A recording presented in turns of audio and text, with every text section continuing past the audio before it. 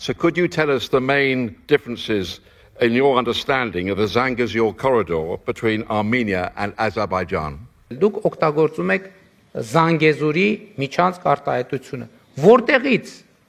այդ արտահայտությունը ձեզ։ Որտեղ եք կարդացել այդ արտահայտության մասին։ Նման արտահայտություն չկա, չի եղել եւ համոզված եղեք չի լինի Հայաստան-Ադրբեջան համաձայնեցված որևէ փաստաթղթում։ Եվ ես ասում եմ, ես վերջերս ՄԱԿ-ի գլխավոր ասամբլեայի 80-րդ նստաշրջանի ամբիոնից նույնպես ստիպված եղա անդրադառնալ այս խնդրին, որովհետև տեսեք, ես ասում եմ, որ խաղաղությունը խնամք է պահանջում։ Այդ խնամքի շատ կարևոր ատրիբուտ է լեգիտիմ բառապաշարի օգտագործումը։ Լեգիտիմ համաձայնեցված բառապաշարի օգտագործումը։ Ես ՄԱԿ-ի ամբիոնից ելույթ ունեցա եւ արձանագրեցի, ընդ որում նույնը կարող եմ ասել այսօրվա ելույթի մասին եւ արձանագրեցի, որ իմ ելույթի մեջ չկա մի բառ, մի արտահայտություն, որի ծագումնաբանությունը ես չեմ կարող ցույց տալ Վաշինգտոնում ընդունված փաստաթղթերից։ Հետևաբար նրանք, ովքեր օգտագործում են Զանգեզուրի միջանցք արտահայտությունը, ըստ էության եւ իմիջիալոց ես նաեւ դիմեցի կոչով ադրբեջանցի գործընկերոջս, որպեսզի պարզաբանի ինչ նկատի ունի Զանգեզուրի միջանցք ասելով։ Որտեղ է Զանգեզուրի միջանցքը։ Քարտեզի վրա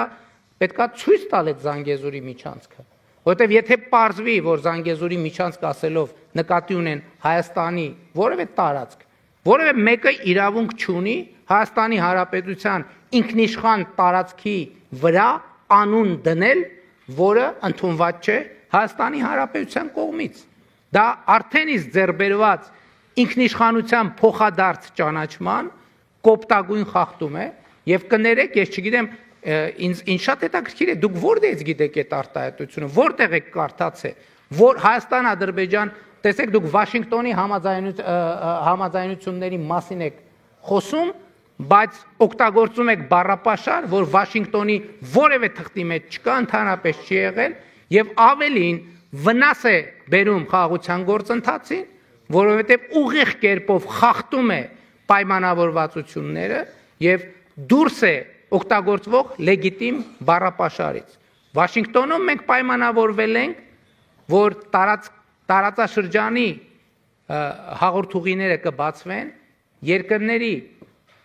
տարածքային ամբողջականության, ինքնիշխանության, իրավազորության հիման վրա եւ փոխադարձության սկզբունքով։ Ընդ որում Հայաստանը Ադրբեջանի համար, Ադրբեջանը Հայաստանի համար այդ հաղորդուղիները պետք է բացի եւ ներքին, եւ երկկողմ, եւ միջազգային հաղորդակցությունների համար։ Սրան գումարած Հայաստանի տարածքում գործելու է թրիփ ուղի նախագիծը, Թրամփի ուղի հանուն միջազգային խաղաղության եւ բարեկեցության։ Եվ այս թղթի տակ ստորագրել է նաեւ Ադրբեջանը, Ադրբեջանի նախագահը։ Եվ հետեւաբար իմ կոչն է եւ ակնկալիքն է,